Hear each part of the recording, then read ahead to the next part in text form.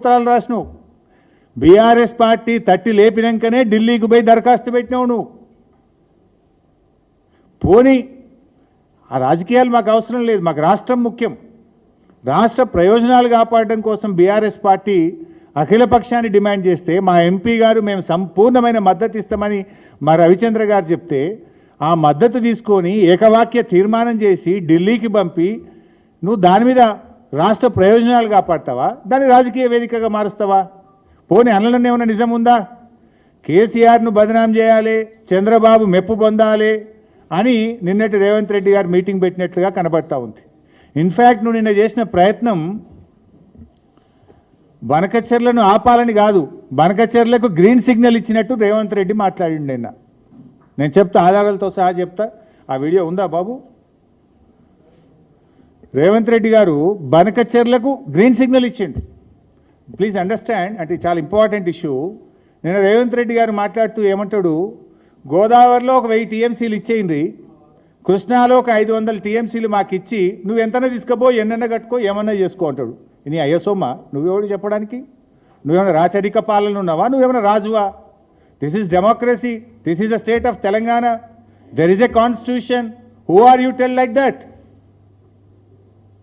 నువ్వు 1000 గోదావరిలు ఇచ్చి నీ ఇష్టమున్నంత వాడుకో, 500 కృష్ణాలు ఇచ్చి నీకు నువ్వేమన్నా చేసుకో. నీకు జ్ఞానం లేకపోతే నీ యొక్క మూర్ఖత్వం వల్ల ఈ రాష్ట్రం నష్టపోయే ప్రమాదం ఉంది మిస్టర్ రేవంత్ రెడ్డి.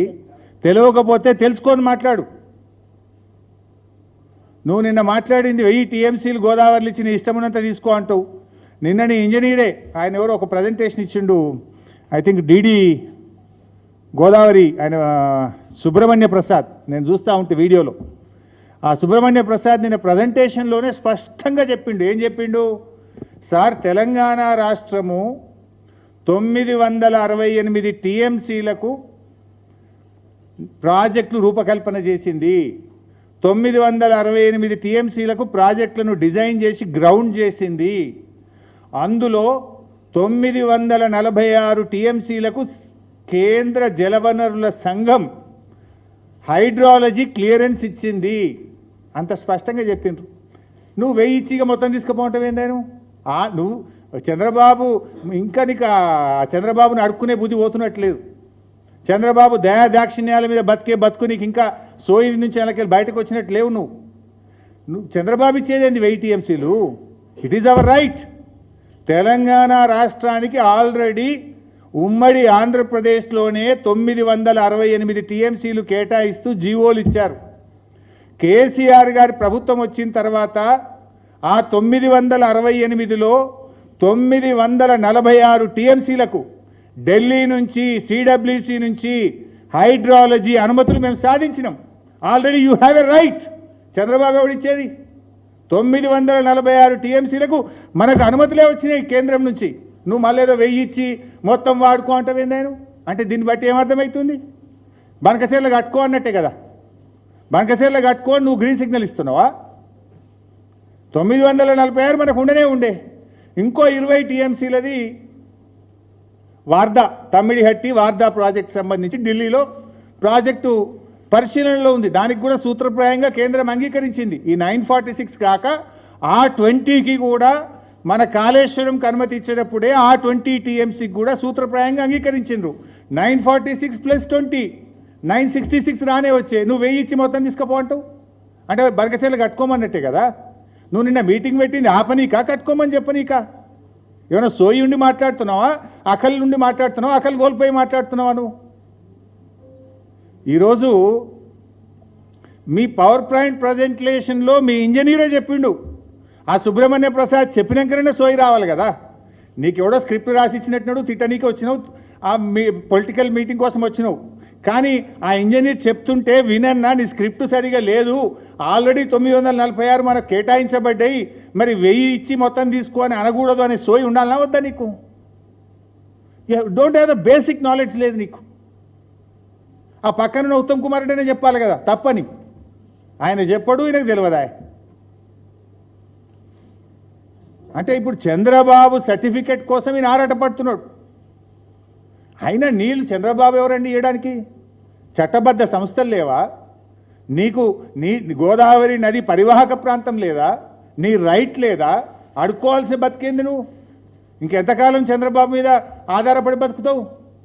ఎందుకు అడుక్కుంటున్నావు చంద్రబాబును? Already you have a right. ఇప్పుడు దాంట్లో కేసీఆర్ గారు ఒక లెటర్ రాసిండ్రు. ఇది 2/10/2020. ఇది కేంద్ర జలవనరుల శాఖ మంత్రి షెకావత్ గారికి ఇది బెట్టు బాబు కేసీఆర్ గారు రాసిన లెటర్. ఇది official document. As a chief minister union water resource మినిస్టర్కు కేసీఆర్ గారు రాసిన లెటర్. దీంట్లో I read out the page number 13.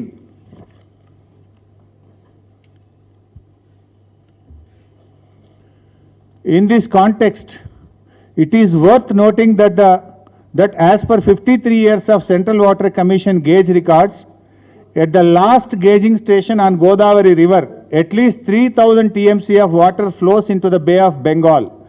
After the utilization of both the states of Telangana and Andhra Pradesh, the erstwhile state of Andhra Pradesh itself had allocated 65.13% of Godavari waters to Telangana region. The 3,000 TMC of water flowing into the sea annually can also be used on pro rata basis. Based on the total water requirement for irrigation, industry and drinking water, Telangana will use 1,950 TMC water per year in comparison to the present allocation of 967.15 TMC. The additional water will be required for meeting the water requirements of more than 1 crore population of mega metro city of Hyderabad, which also has 35 to 40 lakh migrant workers. The needs of Hyderabad city are growing due to the expansion of IT and pharma industries and the growth of its urban agglomerations. I request you to include the allocation of water issue raised in this letter as agenda items of the second meeting of Apex Council. So ఇంత స్పష్టంగా కేసీఆర్ గారు గోదావరి నదిలో మాకు 963 టీఎంసీల నీళ్లు కేటాయించారు. అయితే దీని తర్వాత కూడా 3000 టీఎంసీలు సముద్రంలో కలుస్తున్నాయని సెంట్రల్ వాటర్ కమిషన్ లెక్కలు చెబుతున్నాయి. ఆ 3000 టీఎంసీల్లో కూడా ఇదే ప్రోరాటా ప్రకారంగా మాకు 1950 టీఎంసీల నీళ్లు కావాలి. 1950 టీఎంసీలు మాకు కావాలి గోదావరిలో. ఎందుకంటే మా హైదరాబాద్ నగరం 1 కోటి జనాభా ఉంది, 30 లక్షల మంది మైగ్రెంట్ వర్కర్స్ ఉన్నారు. హైదరాబాద్లో పారిశ్రామిక అవసరాలు, తాగునీటి అవసరాలు, భవిష్యత్ అవసరాల దృష్ట్యా గోదావరిలో 1950 టీఎంసీల నీళ్లు ఈ 3000లో మా వాటా. ఈ 3000 సముద్రంలో కలిసే దాంట్లో మా లెక్క 1950 టీఎంసీల నీళ్లు ఇవి మాకు ఇవ్వాలి అని కేంద్ర జలవనరుల శాఖకు ఆనాడు కేసీఆర్ గారు రాసిండ్రు. అంటే ఇప్పుడు మనకు వస్తున్న 968 కాక మరో 1950 మా లెక్క అని కేసీఆర్ చెప్పిండు. రేవంత్ రెడ్డి ఏమంటుండే? 1000 ఇచ్చి మొత్తం తీసుకో, 1000 ఇచ్చి మొత్తం తీసుకో. కేసీఆర్ చెప్పింది ఏంది? 1950 ప్లస్ 968 మా లెక్క అని చెప్పిండు కేసీఆర్. మరి రేవంత్ రెడ్డిని ఇప్పుడు ఎవరప్ప చెప్తున్నట్టు? బంకచర్లకు ఎవరు ఈరోజు దాసోహం అవుతున్నారు? ఇది is it not the official record mister Revanth Reddy? తెప్పించుకోండి ఈ ఆఫీస్లోకి వెళ్ళి. ఇది కేసీఆర్ గారు కేంద్ర జలవనరుల శాఖకు రాసిన లేఖ. నువ్వేమంటావు? 1000 ఇచ్చి మొత్తం తీసుకో. 1000 ఆనిచ్చేది ఏందండి? ఆల్రెడీ 968 అలొకేషనే ఉండే మనకు. ఇది ఇట్లా. ఇకపోతే కృష్ణ, అది ఎంత అజ్ఞానం! నేను కృష్ణా బేసిన్లో పుట్టినా అంటాడు, పాలమూరు బిడ్డ అంటాడు. కనీసం ఇంకా కృష్ణా నది మీద కూడా అవగాహన ఉండదా నీకు? ఆ జిల్లాలో పుట్టినవు, ఆ నది పరివాహక ప్రాంతంలో పుట్టి పెరిగినవు, ఆడ నుంచి ఎమ్మెల్యే అయినవు. ఆ నదిలో వాటా ఎంత, ఆ నదిలో మన హక్కు ఎంతో కూడా సోయలేదా నీకు? ముఖ్యమంత్రి విడిచిపెట్టు, ఆ జిల్లాలో జడ్పీటీసీగానో ఎమ్మెల్యేగానో చేసినావు కదా. మినిమం నాలెడ్జ్ ఉండాలి, మినిమం సెన్స్ ఉండాలి. ఏమంటాడు కృష్ణాల 500 టీఎంసీలు ఇచ్చి మొత్తం తీసుకో. ఆ వీడియో పెట్టాయా బాబు? ఉన్నదా? అరే తదాబాయి ఇంత మంచి వీడియో మిస్ చేస్తేవి. కృష్ణా బేసిన్ మీద ఒక 500 టీఎంసీలు, గోదావరి బేసిన్ మీద దాదాపు ఒక 1000 టీఎంసీలకు మీరు బ్లాంకెట్ ఎన్ఓసి ఇవ్వండి. ఆ తర్వాత మీరు ఏ ప్రాజెక్టులు అయినా కట్టుకోండి, మాకు అభ్యంతరం లేదు. మళ్ళీ పెట్టు ఒకసారి. కృష్ణా బేసిన్ మీద ఒక 500 టీఎంసీలు, గోదావరి బేసిన్ మీద దాదాపు ఒక 1000 టీఎంసీలకు మీరు బ్లాంకెట్ ఎన్ఓసి ఇవ్వండి. ఆ తర్వాత మీరు ఏ ప్రాజెక్టులైనా కట్టుకోండి, మాకు అభ్యంతరం లేదు. ఉరిదీయాలి నన్ను. ఈయన చేసిన ద్రోహానికి నేను ఉరిదీసినా తప్పులేదు. ఇంత ద్రోహమా? ఒక ముఖ్యమంత్రిగా ఉండి ఇంత బాధ్యత రహితంగా మాట్లాడొచ్చునా? ఉరిదీసినా తప్పులేదు. ఇది ఎందుకంటే కొన్ని లక్షల వేల కోట్ల ప్రజల జీవితాలతో ఆడుకుంటున్నావు నువ్వు ఇవాళ మిస్టర్ రేవంత్ రెడ్డి. దీనికి చంద్రబాబు ఒక్కడా?